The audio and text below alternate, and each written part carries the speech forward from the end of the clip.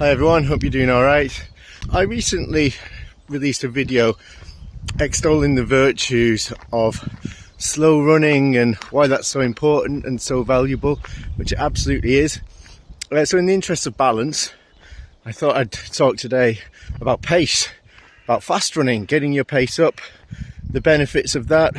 I mean, it's not for everyone. Some people don't necessarily focus on speed work, and that's absolutely fine. I always think you should think of speed work and pace work as an optional extra, really. But you may want to consider it because there are benefits to faster running, and there could be reasons why you would like to get your pace up.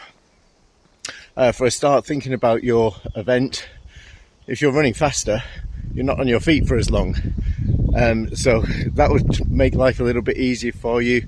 It means you're generally going to be fitter. You should enjoy your event a little bit more as well, and it helps you to kind of feel that you're improving.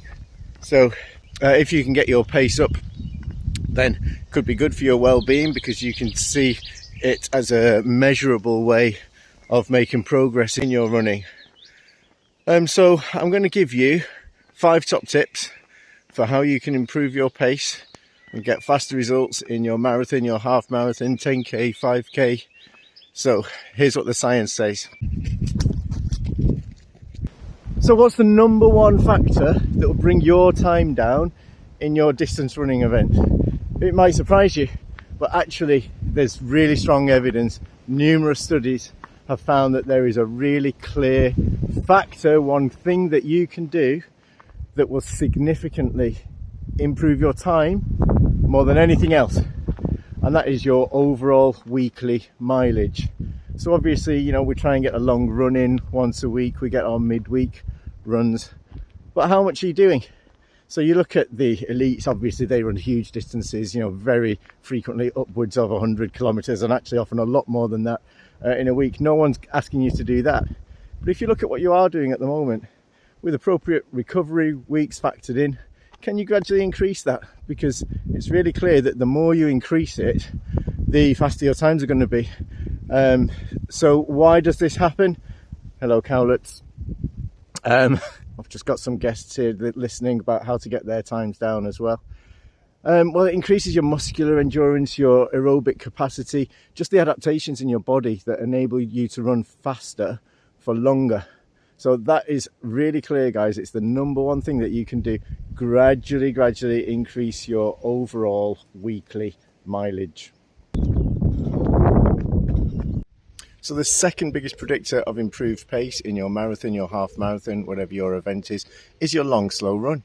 So here I am once again talking about slow runs and how important they are, but they improve your oxidation, they improve your mental endurance, your general endurance, getting you ready for the day. So actually the people who perform best in terms of their pace in their event are the people who've really worked on those long runs, got the long miles in on a regular basis. So number 2, when you're looking to improve your pace, is actually to really emphasize your long, slow runs.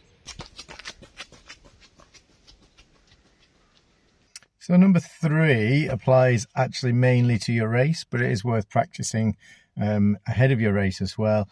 And it's your fuel strategy. So, you know, in a race, you're going to be going for it most probably, aren't you? You're going to be perhaps searching for a time, some of you. And, you know, you want to do well, you want to do yourself proud. So you're going to need the energy to support that. So if you just didn't take on any fuel, if you just kind of went for it, okay, perhaps you're carb loaded for a few days before, but you're going to burn out, guys. You're going to run out of energy typically after about 90 minutes of intensive effort. So you're going to have to fuel actually during the race. So typically what you're going to be looking at is somewhere between 30 and 90 grams of carbohydrate per hour. So roughly that equates to, on average, about 1 gram per minute. So you might be looking at gels, you might be looking at other ways of achieving this.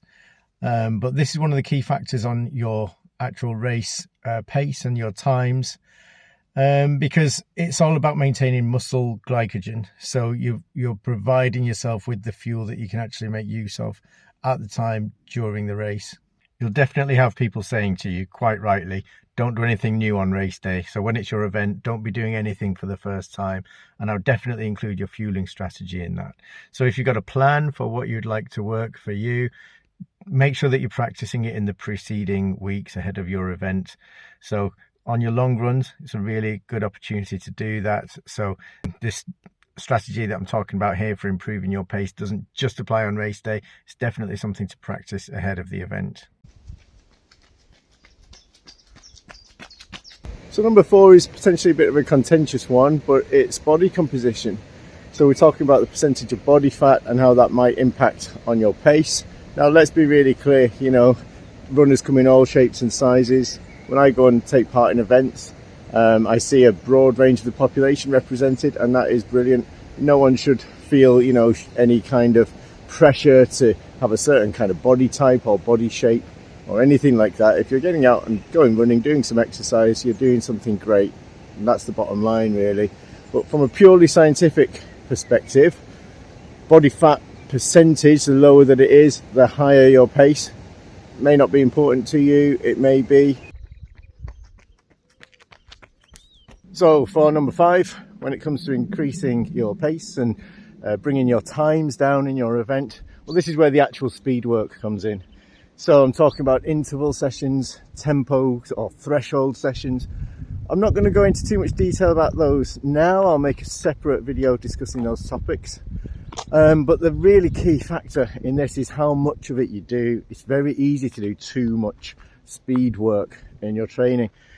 So the distribution of it is absolutely vital. Now you will hear reference to the 80-20 approach. So what this actually means is that the 20 is the percentage of your mileage that should be focused on those speed sessions.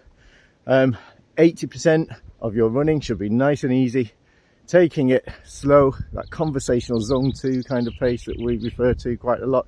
Now, you know, you don't have to do this, you know, but generally the recommendation is to not do more than 20% at speed. That way you're reducing chance of injury and improving your aerobic outcomes and your capacity to run for distance at speed. Okay, so that's what the science tells us in terms of the 5 most effective factors on your pace. They're not the only things. There are secondary factors as well.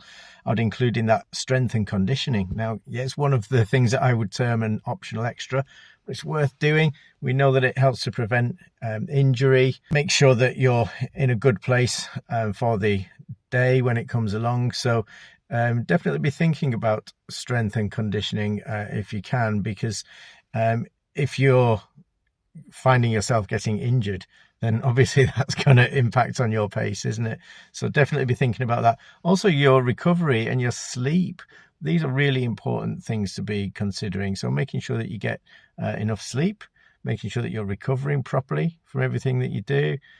Also, another key factor is your pace. So sometimes, well, quite often actually, people go off too quickly at the start of their race, and their times really suffer because they burn out more quickly than they need to. So if you've got a watch or if you're following a pacer, it's really good to know what your pace is and to stick to that. And we know that that's a really important thing that affects your actual overall pace and your time in your event. The last thing I'm going to mention is performance enhancers. Performance enhancers. Yeah, I mean, I'm talking about legal performance enhancers here. So it's worth thinking about things like beetroot juice, which has been studied in some depth in terms of the impact that it actually has on you when it comes to the event. So I'll talk about that another time. But also, I think what the number 1 performance enhancer in terms of legal performance enhancers is caffeine. So what I tend to do, I mean, I love my coffee. So, I drink a lot of coffee every morning. If I've got an event coming up, I reduce my coffee so that, I've not got that, I'm not used to it as much. And then when it comes to race day, I'll be really loading up on the caffeine. I actually use caffeine pills during a race.